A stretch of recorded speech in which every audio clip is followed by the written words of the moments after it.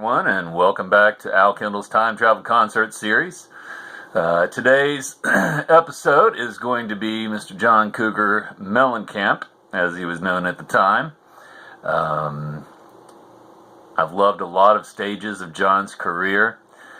He was at his rockingest during the period, and that would have been a great tour to see. Love the songs on that album.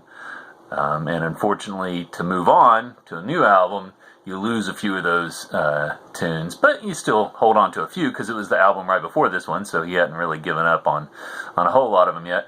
But Scarecrow was certainly, I think, kind of his masterpiece as far, well, I don't know about masterpiece.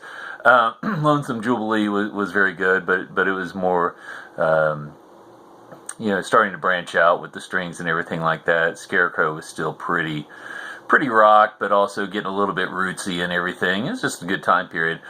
And regardless of what album it was, it has to be a tour that features Kenny Aronoff on drums. Just a powerhouse, a mighty, mighty drummer. I think David Letterman put it best when he said, hey, you get yourself a drummer and you really got something going there. That was a reference specifically to Kenny Aronoff, because when he's playing drums, you pay attention to it, you watch him. I mean, he is the focal point, which is probably why he didn't stick with the Smashing Pumpkins for very long, but whatever.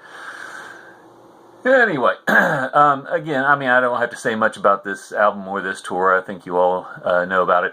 The first part of this post is audio only. It was recorded in Charlotte, North Carolina on March 5th, 1986, and I very well could have been at that show. It's not too far of a drive for me. Of course, I was only 15, wasn't really driving yet. But even closer was a week later on March 12th, 1986 at Rupp Arena in Lexington, where a lot of the shows that I could have gone to would have been. So, here's our tip of the hat to all that.